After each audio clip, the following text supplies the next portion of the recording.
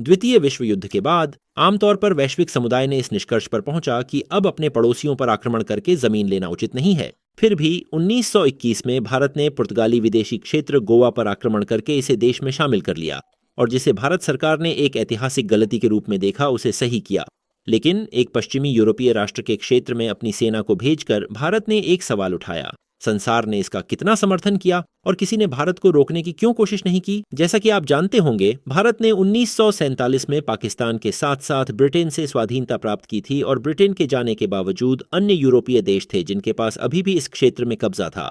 France ने अपनी ओर से 1950 के दशक में अपनी भूमि भारत को सौंप दी थी, और भारत को उम्मीद थी कि पुर्तगाल भी ऐसा ही करेगा। और इसलिए भारत ने पूछा कि क्या देश तैयार है गोवा को वापस सौंपने के लिए, और वह ऐसा कब करेगा। पुर्तगालियों की प्रतिक्रिया यह थी कि ब्रह्मांड की गर्मी के मरने के लगभग 5 मिनट बाद वे ऐसा करने में खुश होंगे। पुर्तगाल ने इनकार किया, क्योंकि ब्रिटेन या फ्रांस के विपरीत पुर्तगाली सरकार ने विदेशी क्षेत्रों और पुर्तगाल में कोई अंतर नहीं रखा था। बहुत ही खराब बात है कि भारत सरकार इससे संतुष्ट नहीं थी, और इसलिए उसने सीमा पर अपनी सेना तैनात कर दी और आक्रमण करने का संकेत देना शुरू कर दिया। पुर्तगाली जानते थे कि वे विरोध करने में सक्षम नहीं हैं, और इसलिए उन्होंने बातचीत के लिए तीसरे पक्ष ब्रिटेन की ओर मोड़ा। बातचीत में कोई आश्चर्यजनक बात नहीं थी, क्योंकि भारत सरकार अपने पूर्व उपनिवेशी शासकों से यह नहीं सुनना चाहती थी कि वे किस भूमि के हकदार हैं, और इसलिए संबंध खराब हो गए और भारत ने पुर्तगाल पर प्रतिबंध लगा दिया। भारत सरकार ने 1960 के दशक तक कूटनीतिक मार्ग को अपनाया, जब तक उसने बजाय जमीनों पर कब्जा करने का निर्णय लिया।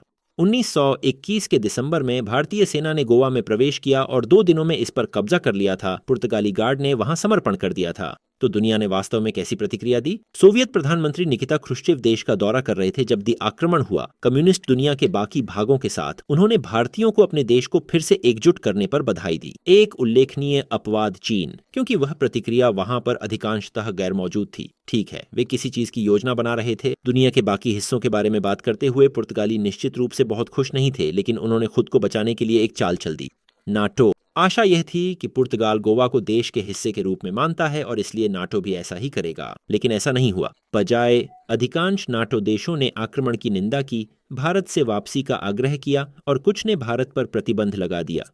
ब्रिटेन ने अपनी निंदा में कम कठिनाई दिखाई और पुर्तगाल को अनिवार्यता को स्वीकार न करने के लिए दोषी ठहराया, लेकिन इसके अलावा दुनिया वास्तव में कुछ भी नहीं कर सकती थी। नाटो का किसी भी देश ने मर रहे हुए पुर्तगाली साम्राज्य की रक्षा के लिए न्यूनतम सीमा से अधिक करने की परवाह नहीं की, और भारत यह जानता था। उसके अलावा गोवा की बड़ी संख्या में आबादी भारत में शामिल होना चाहती थी, इसलिए पुर्तगाल या उसके सहयोगी देशों के लिए कठिनाई से जवाबी कार्रवाई करना था। उसके बाद और कुछ नहीं बचा, तो सभी ने लगभग तुरंत स्वीकार कर लिया। बेशक पुर्तगाल एक अपवाद था। तब तक नई सरकार ने 1970 के दशक में सेना द्वारा इसकी तानाशाही को उखाड़ फेंकने तक गोवा